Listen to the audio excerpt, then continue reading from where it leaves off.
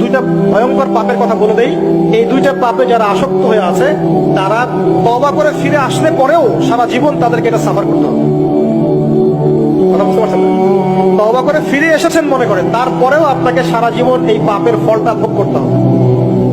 এক, মাদকদ্রব্য দীর্ঘদিন সেবন করেছেন, তওবা করেছেন, ফিরে এসেছেন, আল্লাহ হয়তো মাফ করে দিয়েছেন, আল্লাহ পাক মাফ করে দিয়েছেন, বাট আপনি আপনার দেহের যে ক্ষতিটা করে ফেলেছেন এটা পোষাতে পারবেন।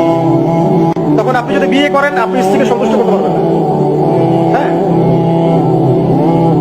দুই নাম্বার হচ্ছে এই যে গোপনে যুবকরা যে পাপটা করে, মাস্টারবেশন, যেটাকে আমরা বলি হস্তমৈথুন, এই পাপ যেসব যুবকরা করছে বা করে, এবং অ্যাভেলেবেল এই পাপটা সবাই করে, কারণ এখন পর্নের যুগ, পর্ন দেখলে তার কোনো উপায় নাই, তখন তো এই পথেই যেতে হচ্ছে, নিজের উপরে নিজেকে জুলুম করতে হচ্ছে।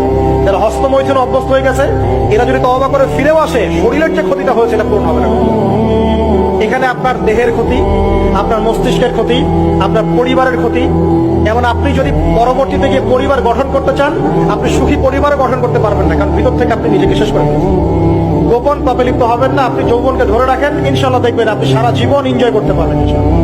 কিন্তু যদি এখন নিজেকে শেষ করে ফেলেন, এখন নিজেকে শেষ করে ফেললে আপনি বিয়ে করলে পরেও দেখবেন আপনি পস্তাচ্ছেন। ওই যে কলিকাতা হারবালে যেতে হবে, মডার্ন হারবালে দৌড় দিতে হবে। আর সব হারবাল টারবাল খেয়ে লাভ হয় না। কারণ কি? কারণ আল্লাহ প্রদত্ত যে নেয়ামত সেটা আপনি নষ্ট করে ফেলেছেন। এখন